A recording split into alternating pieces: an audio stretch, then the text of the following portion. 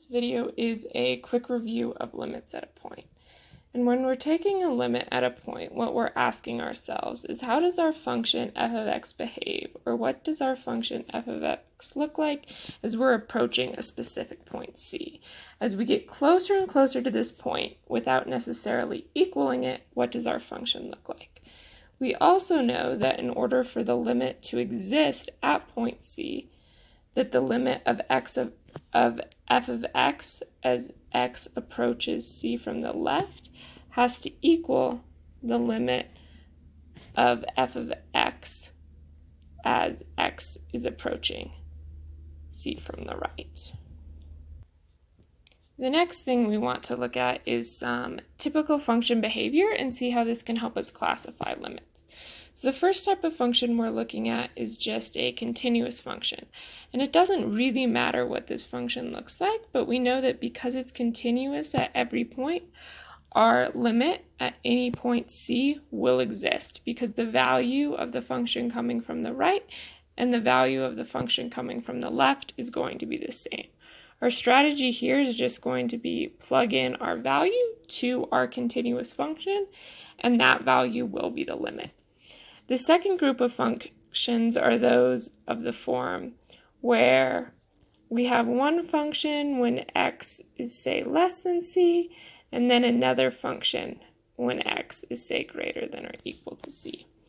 And the two cases that usually happen here is either our functions meet up and the value coming from the left does equal the value coming from the right, and at c our limit exists.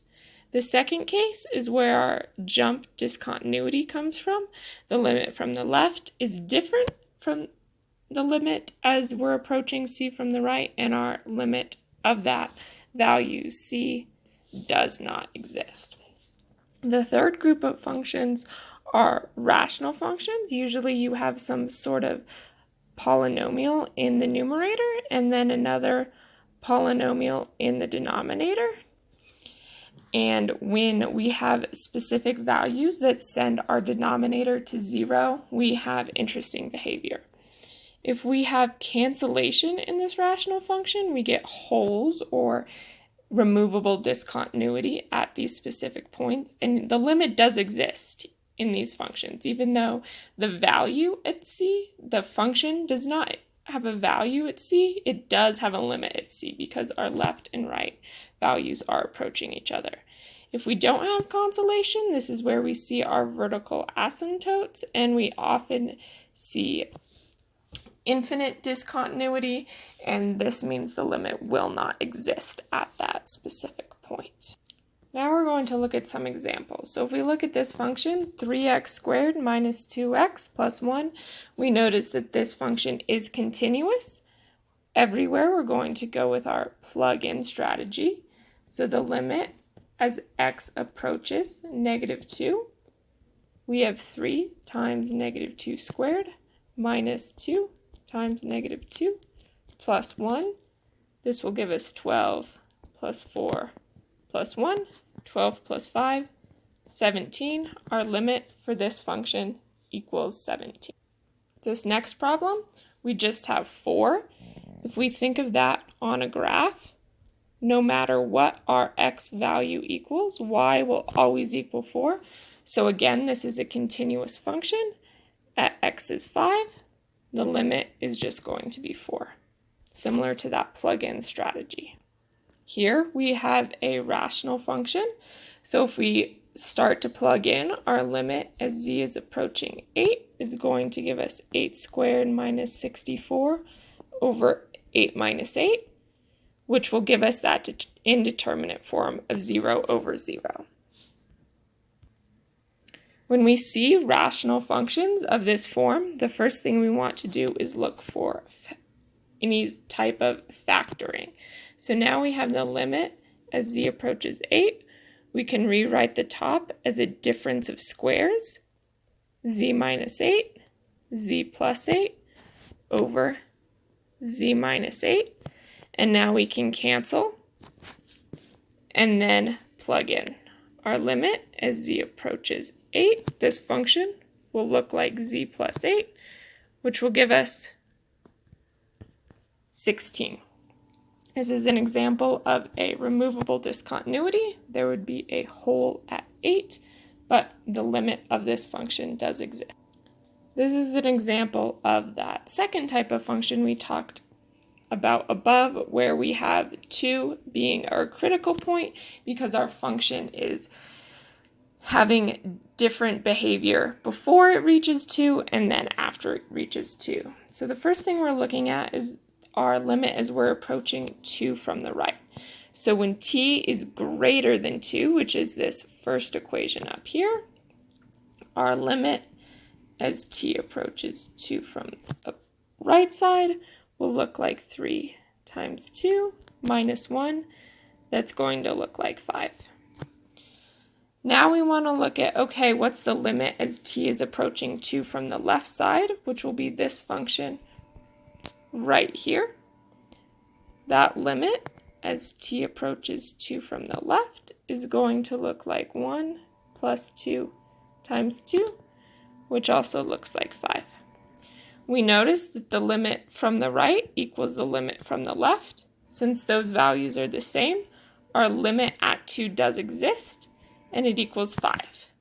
Note that this is different from the value of this function at 2. The value of the function at 2 is negative 5. The function won't be continuous at 2, but the limit does exist and the value does exist. This function, it's another example of a rational function, and when we plug in x equals 1, we're going to get 1 over 1 minus 1, which will give us 1 minus 0, which is our indeterminate form.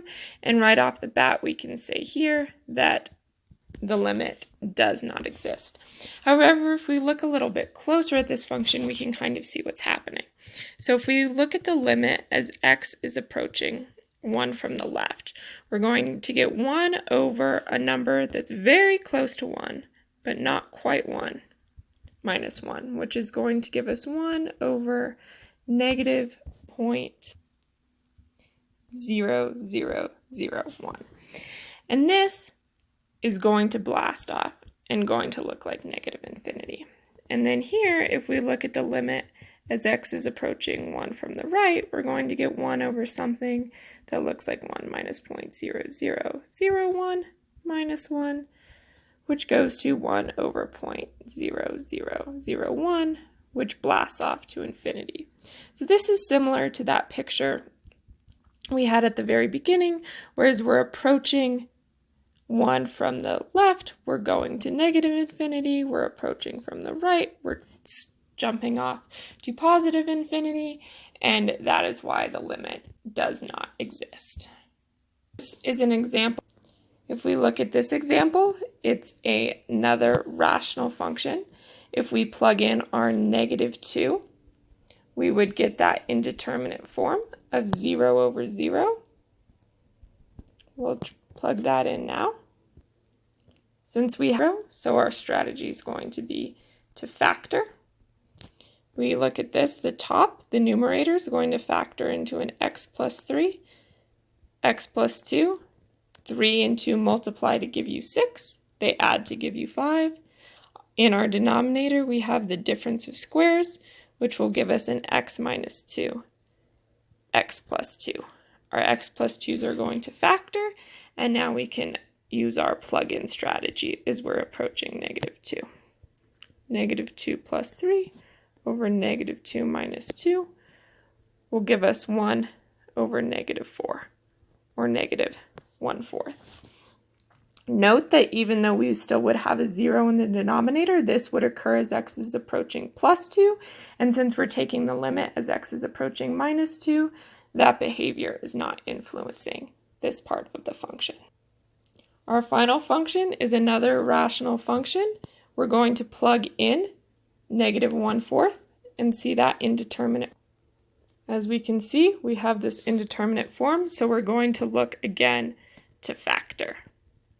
Whenever I see a negative term associated with the t squared, I like to pull it out front and rewrite it. It just helps me see my difference of squares better. You can also factor out this negative later if that makes more sense to you. Our denominator is now factoring into our difference of squares again. 4t minus 1, 4t plus 1. Our 4t minus 1s are canceling, and now we're able to plug in that 1/4 and